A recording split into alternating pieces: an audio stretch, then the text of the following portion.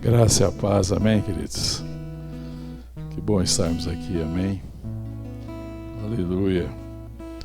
Carta de Paulo aos Efésios, capítulo 4, a partir do verso 1. Diz assim, palavra de Deus: Rogo-vos, pois eu, prisioneiro do Senhor, que andeis de modo digno da vocação que foste chamados, com toda humildade e mansidão, com longanimidade, suportando-vos uns aos outros em amor, esforçando-vos diligentemente por preservar a unidade do Espírito no vínculo da paz. Há somente um corpo e um Espírito, como também foste chamados numa só esperança da vossa vocação. Há um só Senhor, uma só fé, um só batismo, um só Deus e Pai de todos, o qual é sobre todos, age por meio de todos e está em todos. Vamos orar. Obrigado, Senhor, por tua graça, por teu amor, por esse tempo de culto, de oferta ao Senhor, Pai. Pela palavra do Senhor também oramos, Pai, para que o Senhor venha ministrar o nosso coração. Vem falar conosco, vem nos instruir, trazer revelação, ó Deus, trazer consciência do grande chamado que nós temos no Senhor, da vocação bendita que nós temos no Senhor. Em nome de Jesus. Amém. Amém, queridos, podeis assentar. O apóstolo Paulo escreve essa carta à igreja e para muitos teólogos essa carta de Paulo aos Efésios é chamada de carta-mãe, porque é uma carta que fala muito da igreja, da realidade da igreja, e que depois vai lidar muito com além de trabalhar a questão doutrinária nos 3 primeiros capítulos, do capítulo 4 agora, ele começa a falar da vivência prática da igreja, como é que ela deve viver. E ele fala, se você for ver aqui desde o início, né, ele vai começar a falar, né, do chamado, né, que nós já fomos abençoados no verso 3 do capítulo 1, que nós somos abençoados com toda a sorte de bênção. Ele fala que nós somos chamados e adotados por filho, por meio de Cristo Jesus, por causa do amor de Deus, que nós fomos chamados por louvor da sua glória. Ele vai falar que nós já fomos selados com o Santo Espírito da promessa. Ele vai falar da oração que ele faz a favor de nós, para que Deus nos dê revelação do pleno conhecimento dele, conhecendo a sua graça, o seu amor. Ele vai falar da nossa salvação no capítulo 2, que nós estávamos mortos nos nossos delitos e pecados, mas que pela graça nós fomos salvos, que nós fomos aproximados pelo sangue, que ele nos fez assentar nas regiões celestiais em Cristo, que nós somos criados para boas obras. Ele vai falar que nós éramos estranhos à aliança, mas que ele reconciliou todos em Jesus Cristo, e ele derrubou a barreira, a inimizade que havia por causa da cruz, que nós já não somos estrangeiros, que somos família de Deus. E ele vai também falar da vocação que ele tem para os gentios, né? Ele vai lembrar de que ele foi vocacionado, no capítulo 3, no verso 1, ele fala assim: por essa causa eu, Paulo, sou prisioneiro de Cristo, por amor de vós, gentios. Ele vai lembrar esse detalhe da vocação dele, do chamado, de como Deus chamou ele para ser bênção e para levar a palavra e a salvação aos gentios. E ele vai falar também, né, da oração que ele faz em favor de toda a família, para que a gente conheça a riqueza da glória de Deus, que a gente seja fortalecido pelo seu Espírito no homem interior, que a gente conheça o amor de Cristo, conheça, compreenda, estejamos arraigados no seu amor, na sua graça. E aí no verso 4 ele vai falar assim: rogo-vos, pois eu, prisioneiro do Senhor. Na verdade, quando ele fala isso daqui, ele está falando portanto, ou seja, diante de tudo que ele expôs até agora, tudo que já foi exposto nesses 3 primeiros capítulos, a riqueza da exposição que ele faz, a grandeza da graça de tudo isso que ele vai ministrar, ele fala assim: agora, diante de tudo isso, eu rogo a vocês, eu, prisioneiro do Senhor, que andeis de modo digno da vocação a que foste chamado. Ele vai nos falar para andar de forma compatível, de modo digno, revelando que nós somos chamados com santa vocação, que Deus nos chamou com santa vocação. E eu quero trabalhar em algum tempo, né, repartir com a igreja um pouco mais sobre essa carta, o capítulo 4 exatamente, quero falar mais sobre a vocação, sobre a nossa identidade por alguns cultos, por algumas ministrações. Mas hoje eu quero fazer uma introdução a respeito desse capítulo 4. E eu quero começar primeiro numa parte tão simples que a gente não percebe, porque Paulo fala assim, verso 1, rogo-vos, pois eu, prisioneiro no Senhor. O que significa isso? Prisioneiro no Senhor. Queria compartilhar um pouco sobre isso. E Paulo vai falar, né, do nosso destino, mas não tem como ele falar do destino sem falar de origem. Por isso que ele fala de toda origem e vai falar do destino que nós temos nele, daquilo que tem preparado. Então Paulo deseja que nós saibamos quem nós somos, que nós somos chamados em Cristo Jesus, e vai trabalhar depois toda a realidade do chamado que nós temos em Deus. Ele quer que a gente chegue ao fim do chamado, que a gente cumpra o chamado, mas não é possível cumprir o chamado se nós não tivermos consciência da nossa origem. Amém, querido? Às vezes a gente não tem consciência da nossa origem, da grandeza, do amor, do chamado, que ele falou tudo aqui. E quando a gente tem essa consciência, então nós temos a fé e a convicção e a consciência de que nós certamente cumpriremos a vocação para a qual nós somos chamados. Amém, irmão? Então Paulo, quando ele fala, ele roga para que a gente cumpra a vocação, não é uma proposta. Paulo não está propondo que a gente considere isso e que a gente pelo menos tente. Não, Paulo está falando de certezas, da gente andar de modo digno da vocação, tendo conhecimento que uma vez que ele expôs toda a nossa origem, tudo que Deus fez e o propósito que Deus tem para nossas vidas em nos salvar em Cristo, que a gente agora creia em toda a palavra que já foi ministrada e que agora a gente ande de forma compatível com esse chamado que nós temos em Deus. Amém, querido? Em nome de Jesus. Então Paulo está nos chamando aqui para a gente andar de modo digno dessa vocação. Mas existe uma questão muito importante quando eu penso na postura de Paulo, quando ele diz, que eu sou prisioneiro do Senhor. E como é que isso vai fazer diferença nas nossas vidas? O que significa ser prisioneiro do Senhor?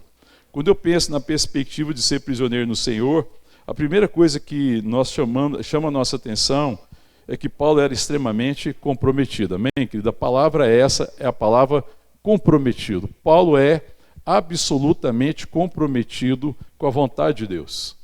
Paulo conhece a vontade de Deus. Mas a vontade de Deus não é uma possibilidade para Paulo. Porque Paulo sabe que antes dele existia um chamado. E talvez essa seja uma dificuldade que nós temos. Você sabe por que você existe, irmão? Por que você existe? Por que você foi criado? Você acha que Deus criou, esperou você nascer, olhou bem para você, percebeu suas características, a sua personalidade, e Deus está tentando encaixar você em algum projeto? Ou você acha que você nasceu já com o chamado? O que é primeiro? É o seu nascimento ou é o chamado? Você nasceu e Deus de repente te chama. Aparece uma circunstância, uma necessidade, tem uma necessidade aqui no mundo, tem necessidade em algum lugar, e Deus agora te chama para resolver uma necessidade que apareceu, tem uma urgência, e Deus está te chamando. Você acha que isso está acontecendo? Sim ou não? Absolutamente não. Antes de você nascer, existe um chamado. E essa é uma perspectiva que nós temos perdido. Que nós achamos que a nossa origem está no nosso nascimento. Não, irmão, a nossa origem não está no nosso nascimento. A nossa origem está na vontade eterna de Deus. E quando Deus nos chama e nos traz a existência, Ele já nos traz a existência com um chamado. Porque já existe um propósito no seu coração, e por isso que Paulo fala, andem de modo digno da vocação que foste chamado. Entendam o motivo da sua existência. Entendam que não existe outra possibilidade de vida a não ser andar segundo a vontade de Deus. Então Paulo é absolutamente comprometido com a vontade de Deus. Ele tem uma consciência absoluta de compromisso com a vontade de Deus. Prisioneiro no Senhor significa que ele está definitivamente, vitalmente ligado à vontade de Deus. Amém, irmão? Amém? Aleluia. Ainda que essa vontade signifique cadeias. Ou não? Não, cadeia não. Se a vontade de Deus por mim passar por cadeia, a gente pensa que tem uma vontade melhor. Querido, eu vou falar uma coisa para você e eu espero que Deus ministre ao coração de toda a igreja, em nome de Jesus. É uma mentira que você tem uma vontade para você melhor do que a de Deus. É uma mentira do seu ego, é uma mentira de Satanás, é uma mentira do mundo. É uma presunção, é um orgulho e uma soberba. Achar que a minha vontade pode ser melhor do que a de Deus, ou talvez igual. Porque muitos se enganam e falam, não, Deus, eu tenho esse projeto aqui, mas eu tenho um que é bem parecido. O que o senhor acha de o senhor abençoar esse projeto? O que o senhor acha de o senhor abençoar esse propósito aqui? Porque a gente não compreende às vezes. Mas Paulo, quando ele fala, eu prisioneiro no Senhor, é porque ele tem um compromisso profundo, definitivo com a vontade de Deus. Ele sabe que a única opção de vida que ele tem é a vontade de Deus. E que Deus trouxe ele à existência, permitiu que ele nascesse, e depois redimiu ele em Cristo para um chamado bendito. Que ele só existe porque existe um chamado. Não é que ele existiu, nasceu e Deus resolveu chamar. Se você for ler o Antigo Testamento, você vai perceber quantos homens que Deus chama muito antes, desde o ventre. Amém, querido? Muito antes, porque já existe um chamado. O Deus eterno nunca mudou a sua vontade. Deus tinha um propósito, uma vontade. Então, quando Deus nos traz à existência, Ele nos traz por causa do chamado, por causa do conselho da sua vontade. Ele tem um chamado bendito e tem uma vocação. E Paulo compreende isso. E Paulo tem compromisso com essa vontade de Deus. Ele foi instruído nisso. E é por isso que ele escreve essa carta à igreja. Porque a carta que ele está escrevendo é para que a igreja entenda quem ela é. Que ela conheça a sua identidade. Você não nasceu por acaso, vocês não existem por acaso. Deus não está tentando dar algum sentido somente para as vossas vidas. Vocês foram criados nele, foram salvos nele com um propósito eterno. Vocês precisam conhecer a vossa origem. Quem não conhece a sua origem nunca chega ao seu destino. E às vezes a gente quer que a nossa caminhada, a nossa jornada tenha um bom destino, mas a gente não sabe de onde veio. Eu preciso saber que eu nasci da vontade eterna de Deus, para um chamado bendito. Amém, querido? E todo chamado de Deus tem como último propósito, como fim último, revelar Jesus Cristo. Então a sua vida, a minha vida, é para que Cristo seja conhecido. Amém, irmão? A vontade de Deus para mim e para você é para que Cristo seja conhecido através das nossas vidas. Para que a minha vida e a sua vida revele o amor de Deus em Cristo. Amém, querido? Você vive para qual chamado? Você tem compromisso com o quê? Nós temos compromisso com o quê? Com a nossa vontade, o nosso bem-estar, a nossa felicidade. Porque a gente às vezes define o que é felicidade e se compromete com isso. E é exatamente por isso que a gente não alcança a felicidade. Porque a gente pensa que felicidade é um lugar que a gente vai chegar. E não entende que felicidade é prosseguir pelo caminho do chamado. É no caminho que eu encontro o sentido da minha vida. É no caminho, andando no caminho, cumprindo o chamado, que eu encontro o sentido da minha vida. E Paulo trabalha isso com a igreja. Ele vai trabalhar isso como prisioneiro do Senhor, absolutamente comprometido com a vontade de Deus. Sabe, ele tem um compromisso. E aí, se você fala assim, mas como é que Paulo tem esse compromisso? Eu vou te falar a origem do compromisso. Você sabe qual que é a origem do compromisso de Paulo com a vontade de Deus? Uma palavra só: gratidão. Gratidão. Quem não tem gratidão do coração, não tem compromisso com a palavra e nem com a vontade de Deus. Porque quem conhece a palavra, recebeu revelação da palavra e conhece a obra de Cristo, ele tem gratidão no coração. E quem é grato pela obra extraordinária que Deus fez, conforme Paulo esclarece aqui nos primeiros 3 capítulos da carta aos Efésios, o resultado dessa gratidão por tudo que Deus fez é compromisso. Talvez o nosso problema seja um problema de gratidão. Porque compromisso é o resultado de ter gratidão no coração. Porque Deus me salvou de uma vida sem sentido. Se Deus me salvou da perdição. se Deus me salvou da destruição, se eu estava morto nos meus delitos e pecados, se não havia esperança para mim, se eu era estranho às alianças de Deus, ao povo de Deus, e agora eu fui redimido pelo seu sangue, pelo seu amor, pela graça, mediante a fé eu fui salvo, então tem que haver agora no meu coração gratidão. E quem tem gratidão no coração, que entende que Deus me salvou, porque eu estava andando um caminho estranho à sua vontade, essa gratidão se transforma em quê? Ela se revela em quê, irmão? Compromisso. Que tem que falar assim, não, eu tenho gratidão. É fácil você saber quem tem gratidão no coração. Gratidão se traduz pela palavra compromisso. Verdadeira gratidão significa compromisso. Quando os filhos são gratos aos pais, por tudo que os pais fizeram, o que os filhos têm com o pai? Com os pais? Compromisso, irmão. Compromisso.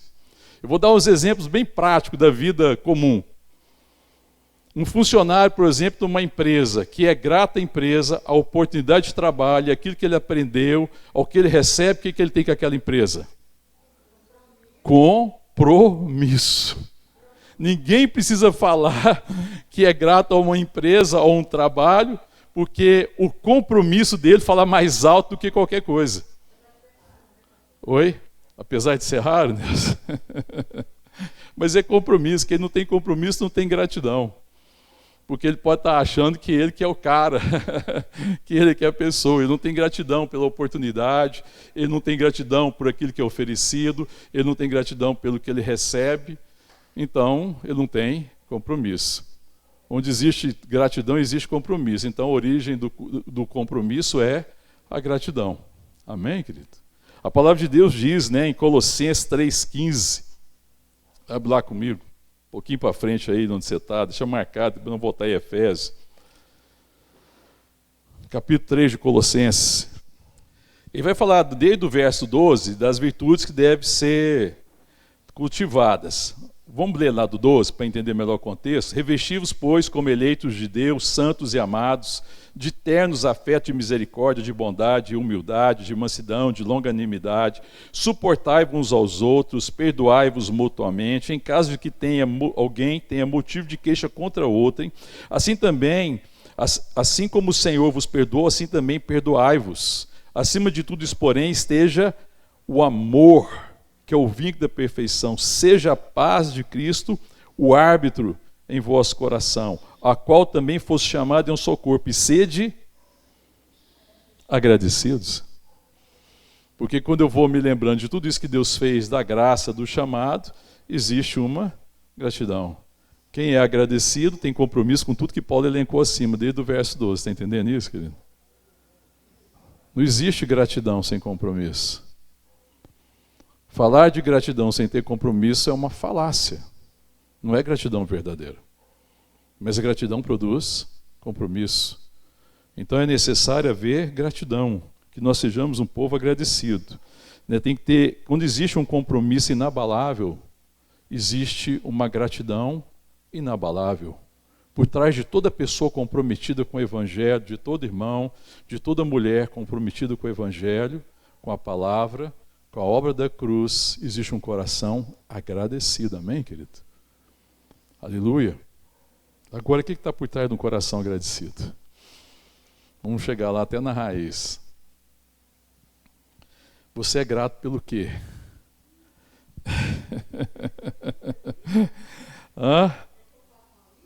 Fazer a lista da Nelza é enorme. O senso de gratidão leva ao compromisso, mas o senso de gratidão é acompanhado por outro senso. Qual que é o outro senso?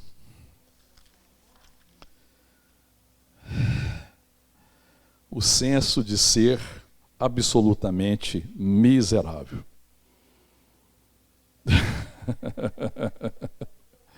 Se você não tem senso de ser absolutamente miserável, se a graça que está sobre você não é a absoluta misericórdia de Deus, você não vai ser uma pessoa agradecida. Porque nós temos senso que nós somos absolutamente miseráveis, que não tinha esperança nenhuma para nós, e nós somos tão abençoados, com tamanha bênção, com tamanha graça, com tamanha salvação, com tamanho amor, com tão grande amor, Então existe no nosso coração gratidão. A gratidão é resultado de que eu era absolutamente miserável, que não tinha esperança para mim. Esse senso de ser miserável é de não ter a menor perspectiva de virtude própria. Você tem perspectiva de virtude própria fora de Cristo, irmão? Você acha que quando Deus te salvou, você teve um pouquinho de merecimento? Hã? Será que a gente tinha algum mérito? Na salvação que nós temos em Cristo, será que Cristo encontrou em nós algum mérito? Pelo menos um pouquinho? E você não, né, Nelson? E ninguém, queridos. Ninguém tem merecimento. Sabe, a gente às vezes, de repente, a gente caminha, vai caminhando e parece que a gente já merece alguma coisa da parte de Deus. Sabe que como que se Deus agora está devendo favor para nós, porque afinal de contas eu tenho algum merecimento, eu mereço mais do que o meu irmão, eu mereço mais do que o outro, talvez eu acho que eu tenha feito mais, então agora eu já tenho algum crédito, algum merecimento, e eu estou achando que Deus agora está me devendo alguma coisa. Quando Deus deve para você alguma coisa, então você já não tem mais gratidão, e se não houver gratidão não tem compromisso, porque não tem senso de miséria. A palavra de Deus lá na carta aos Romanos, vamos lá comigo. Agora volta um pouquinho. Romanos, logo depois aí de Atos dos Apóstolos, do capítulo 3. Romanos 3:10 diz assim: como está escrito, não há justo sequer, nenhum sequer, não há um justo, nem um sequer. Quando Deus olhou para os homens, ele encontrou algum justo, irmão? Nem um sequer. Não há quem busque, quem entenda, não há quem busque a Deus, todos se extraviaram, a uma se fizeram inúteis, não há quem faça o bem, não há nenhum sequer. Isso acaba com toda arrogância, com toda soberba, né, com toda expectativa de que eu possa receber alguma coisa por merecimento. Continua depois aí no capítulo 3, ainda no verso 23. Pois todos pecaram e carecem da glória de Deus. Porque o pecado nos afastou de Deus, a glória carece dessa presença bendita de Deus. Então, não há nem esperança para ninguém, querido. Então, onde não há senso de miséria, em que eu reconheça a minha miséria, dificilmente vai haver gratidão. Porque, afinal de contas, eu mereço alguma coisa. E se eu mereço alguma coisa, agora eu faço se eu achar conveniente. Porque eu posso escolher o caminho, então não há compromisso. Onde não tem senso de miséria, não existe senso de gratidão. Onde não há gratidão, não existe compromisso. Onde não há compromisso, não se cumpre o chamado, nem se cumpre a vocação. E a vida se perde, se torna existência. Paulo fala, eu sou prisioneiro no Senhor. Eu estou aprisionado na sua vontade. A sua vontade é a única coisa possível para mim, é a coisa primária, é a coisa única, aquilo que me faz viver. É aqui que eu vivo. Eu fui chamado para isso, você está entendendo, querido? Eu fui chamado para isso. Eu fui chamado para essa vontade. Essa vontade é bendita. Por causa dessa vontade, Deus entregou seu Filho por amor de mim, tem revelado a sua palavra, através da sua palavra, e é para essa vontade que eu quero viver. É com essa vontade que eu tenho compromisso. Eu sou prisioneiro no Senhor. Amém? Se você continuar aí no Romanos capítulo 7, mais um texto que eu gostaria de ler com você. Eu vou ler a partir do verso 15, para a gente compreender melhor o contexto. Diz assim: porque nem mesmo compreendo o meu próprio modo de agir, pois não faço o que prefiro, e sim o que detesto. Ora, se faço o que não quero, consinto com a lei que ela é boa. Neste caso, quem faz isso já não sou eu, mas o pecado que habita em mim. Paulo reconhece que ele era escravo do pecado. Verso 18, porque eu sei que em mim, isto é, na minha carne, não habita bem nenhum. Paulo tinha senso da sua miséria. Na minha carne não habita bem nenhum. Pois o querer o bem está em mim, mas não porém o efetuá-lo. Porque não faço o bem que prefiro, mas o mal que não quero, esse faço. Mas se eu faço o que não quero, já não sou eu quem faz, e sim o pecado que habita em mim. Paulo está repetindo. Ele está falando da experiência dele antes de Cristo. Eu sei que o bem, querer o bem está em mim, mas não, porém, o realizá-lo. Não existe nenhum bem em mim. Eu reconheço que eu sou escravo do pecado. A minha miséria diante da lei é reconhecer que a lei é boa, mas eu miseravelmente não consigo cumprir a vontade de Deus. E a lei revelava para Paulo o pecado, o estado de perdição. Ele está perdido, irremediavelmente perdido, a não ser que Deus realize a sua obra. Ele tinha senso da sua miséria. Eu vejo uma geração de crente hoje que parece que não tem senso da sua miséria, de como que nós éramos miseráveis, de como que Deus nos alcançou numa situação deplorável, que não havia esperança. Paulo tem senso da sua miséria. Ele continua dizendo, verso 9, mas o mal que eu quero que eu faço, mas se eu faço o que não quero, já não sou eu quem faz, sim o pecado que habita em mim. Então, ao querer fazer o bem, encontra a lei de que o mal reside em mim. Verso 21, o verso 22, porque no tocante ao homem interior, tenho prazer na lei de Deus, mas vejo nos meus membros outra lei que, guerreando contra a lei da minha mente, me faz prisioneiro da lei do pecado que está nos meus membros. Desventurado, ou em outras traduções, miserável homem que sou, quem me livrará do corpo dessa morte? Desventurado homem que sou, quem me livrará do corpo dessa morte? Quem me ajudará a ficar livre desse cadáver que eu arrasto, do ego, dessa vontade caída do homem, dessa vontade miserável, e reconhecer que a vontade do homem era caída e que não havia nenhum bem nele? Quem vai me livrar dessa morte? Como o ego para ele é como se fosse um cadáver que ele arrastava. Quem vai me livrar desse corpo pesado de morte que eu reconheço que há em mim? Aí o que ele faz no verso 25? Graças a Deus por Jesus Cristo, nosso Senhor. Amém, querido? Graças a Deus pela obra da cruz. Então Paulo tem esse senso de compreensão da sua miséria. E aí, porque ele realmente era miserável, não havia esperança nele, ele tem entendimento agora da graça de Deus, ele é grato a Deus, e por causa da gratidão que ele tem da sua grande salvação, entendendo que foi salvo com um propósito, ele tem compromisso com a vontade. Não há vida fora daquilo que Deus mesmo propõe, irmão. Não existe vida fora daquilo que Deus propõe. O nosso problema é existir e não viver, porque a vida verdadeira é quando eu tenho esse entendimento que a vida com Deus é a condição primária e única da minha vida. Amém, querido? Se você for olhar para a patologia das almas das pessoas, muitas pessoas doentes e enfermas, existe um nível de enfermidade da alma assustador neste mundo que nós vivemos. A maioria e a origem de muitos deles, não são todos, nós vamos deixar bem claro isso, porque existe muitos motivos para ficar doente da alma, mas a grande maioria da doença da alma, meus irmãos, não se engane, chama-se ingratidão. A ingratidão é a origem do adoecimento de alma de muita gente, porque não reconhece o estado miserável, a graça de Deus, o amor de Deus, e tenta viver por sua vontade, porque a ingratidão é um sintoma que diz o seguinte: não, eu sou até merecedor, não, existia algum bem em mim,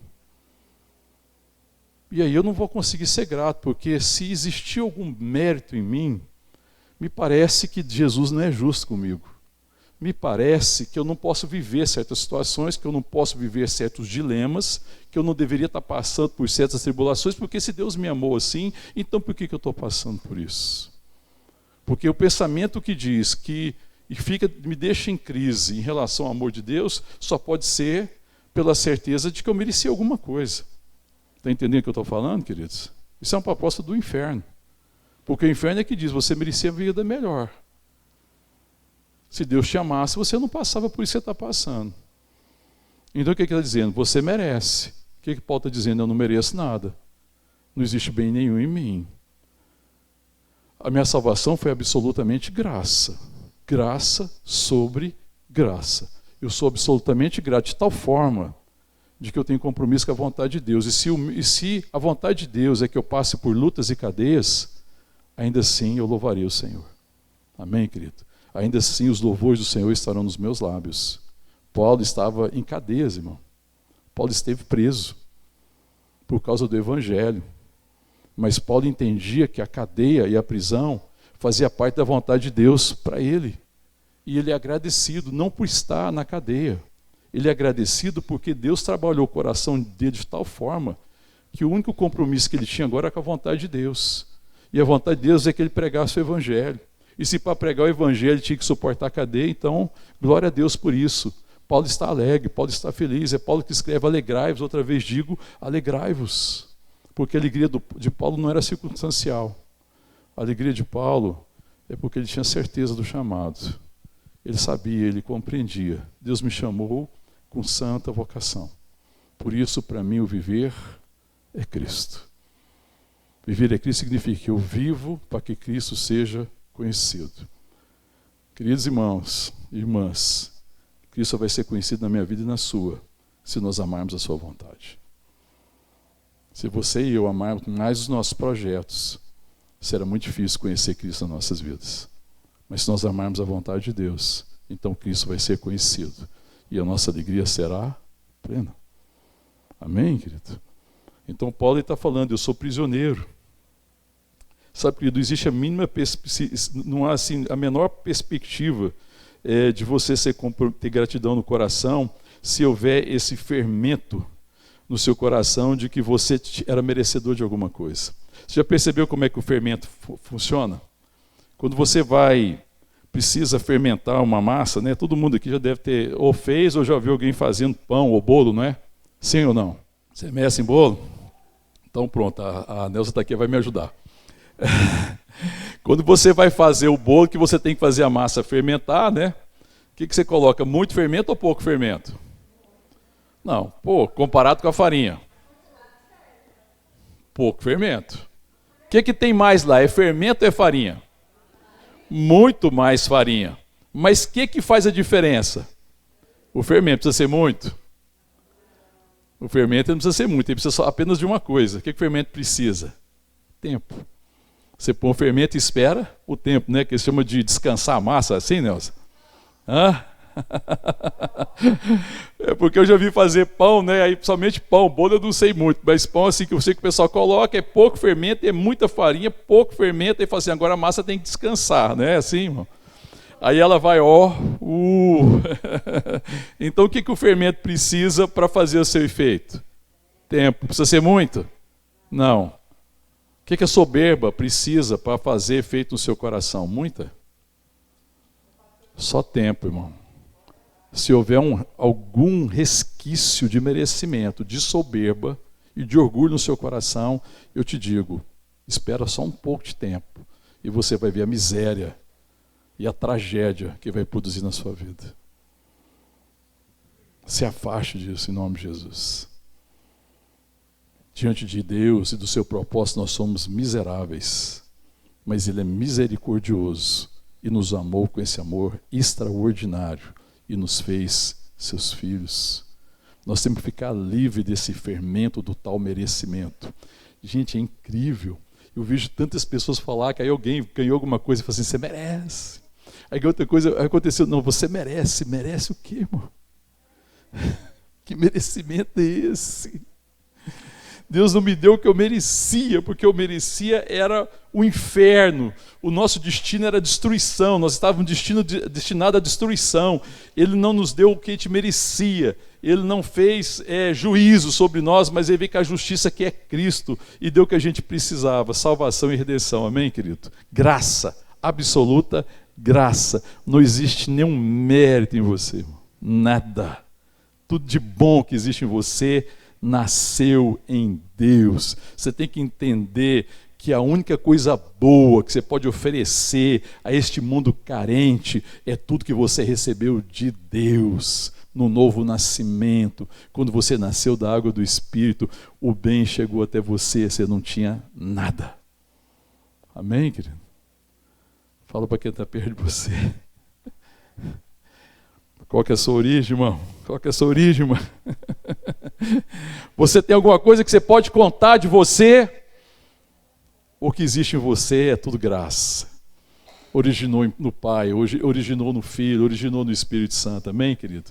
É que a gente quer guardar, a gente acha que a gente tem algum bem. E a gente não tem, irmão. Aquilo que começa no homem nunca termina em Deus.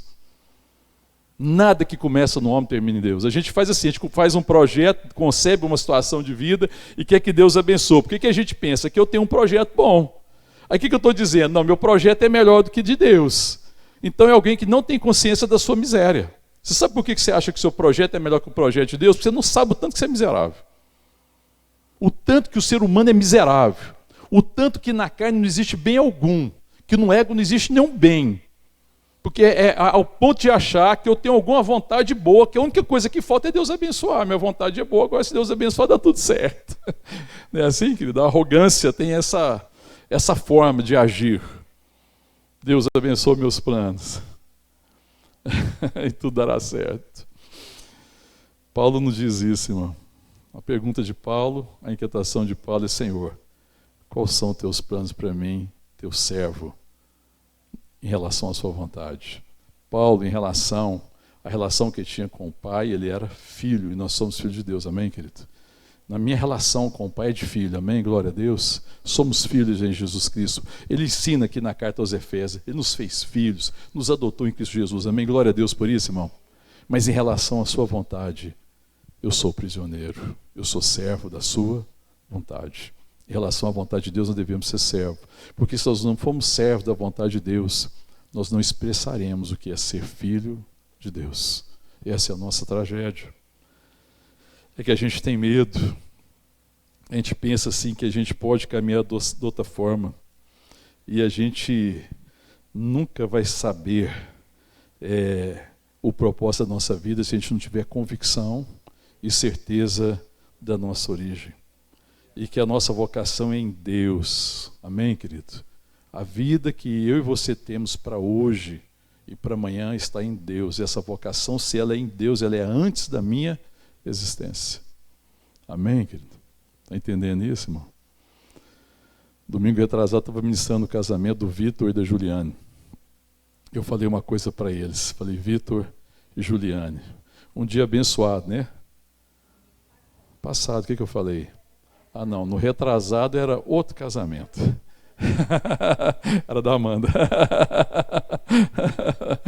Domingo passado, é que eu tô apressado. Vitor e Juliane. Mas eu estava falando para eles que quando comecei a ministrar, eu falei: ó, Vitor e Juliane, esse dia, né? Aquele dia de festa, família feliz, alegria estampada no rosto, as mulheres assim, maravilhosas, lindíssimas, expressando a beleza, né? Porque elas já são belas, é que naquele dia elas externam aquela beleza de forma extraordinária, né? Os homens tudo alinhados, todo mundo muito bem vestido, lugar de alegria e tudo. E eu falando para ele, olha, a gente fica surpreso, né? Porque a gente nunca consegue imaginar, e só no dia da festa do casamento que a gente consegue perceber a grandeza, a bênção e a alegria. É maior que a gente imagina, é uma coisa assim que sempre nos surpreende. Mas nunca surpreendeu Deus, porque eu falei: olha, antes de vocês nascerem, esse dia Deus já conhecia. Deus conhecia esse dia. Sabe por quê? Porque isso faz parte do plano dele, da vontade dele. A gente é que não sabe. Isso faz parte da vocação que Deus tem para o Vitor e para a Juliane. Fazia parte da vocação o casamento. Amém, querido? E Deus já conhecia esse dia. E Deus conhece o nosso coração, Ele conhece o nosso dia, Ele conhece a minha e a sua necessidade, Ele tem um chamado extraordinário para mim e para você. Ele nos chamou antes da nossa existência. Então, para Paulo, não existia outra possibilidade de viver a não ser conhecer e andar segundo a vontade de Deus. Por isso que ele diz: Paulo, eu, prisioneiro no Senhor, rogo-vos que andeis de modo digno da vocação com que vocês foram chamados. Tenham um compromisso com a realidade da vontade de Deus para a vossa vida, para que vocês revelem Cristo, para que Cristo seja conhecido. Amém, querido? Aí vai desdobrando depois a vocação e o chamado. Mas é preciso saber a nossa origem. É preciso saber a origem da graça, da vontade de Deus, do propósito de Deus, que nos chamou antes, que a vocação é antes da existência. e que a vocação é para que Cristo seja conhecido. E nós temos que ser gratos, então, para aquilo que Deus nos propõe. O que Deus está propondo para você, querido? Porque, irmãos, é compreensível que na minha imaturidade, na nossa imaturidade, na nossa infância espiritual, a gente proponha muitas coisas para Deus. E Deus até olhe para nós com misericórdia, entenda a nossa infantilidade e até nos abençoe em muitas coisas. Para criança está tudo certo. Crianças colocam diante do pai as suas propostas. Mulheres e homens maduros perguntam para o pai: pai, qual que é a sua proposta para mim? Melhor. Qual que é a sua vontade? Porque a vontade de Deus não é uma proposta, irmão. É o único meio de viver. A vontade de Deus, escute, não é uma proposta. É o único meio de viver. Paulo está anunciando uma palavra profética: andeis de modo digno da vocação a que fosse chamado. Ele estava profetizando. Vocês podem e devem andar assim, porque vocês receberam as condições. Então Paulo fala assim: vivam. E Paulo não está dizendo, experimentem viver segundo a vocação que vocês foram chamados. Porque a leitura de muita gente parece que Paulo está dizendo, olha, faça uma experiência, tente, quem sabe dá certo. Muita gente não caminha porque ele faz uma tentativa, ele não acredita.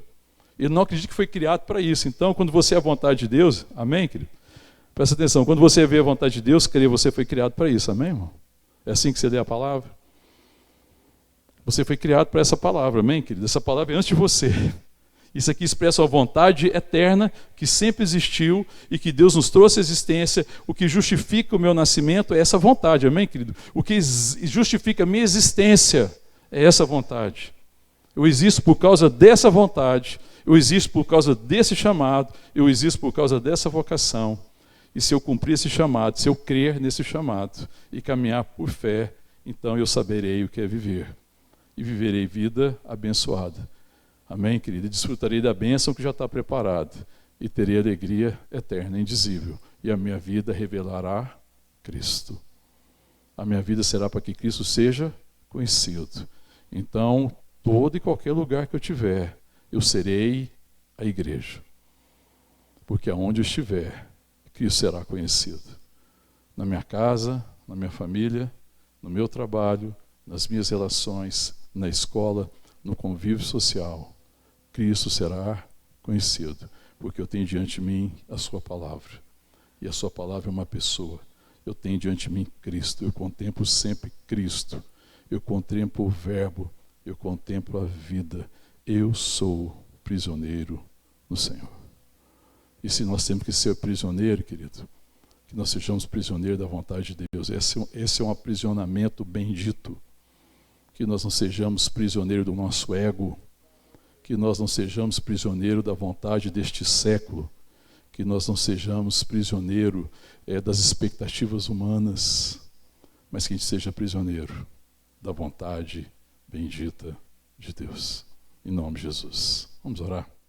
Rogo-vos, pois eu, prisioneiro do Senhor, que andeis de modo digno da vocação a que foste chamado. Andem de forma compatível com o que vocês são. Antes que vocês existissem, já existia o chamado e a vocação.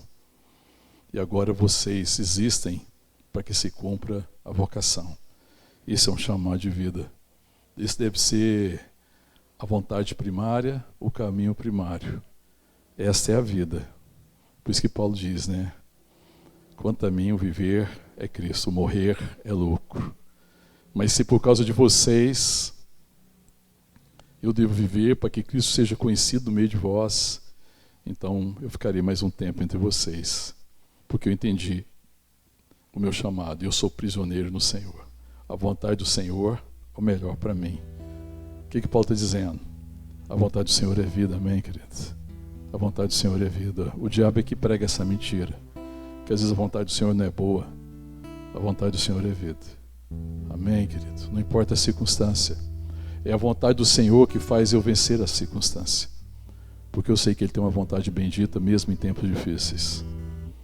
É a vontade do Senhor que me faz levantar todos os dias, mesmo quando tudo trabalhe contra. A vontade do Senhor que me faz caminhar e abençoar, ainda que seja com lágrimas, porque eu sei o sentido da minha existência.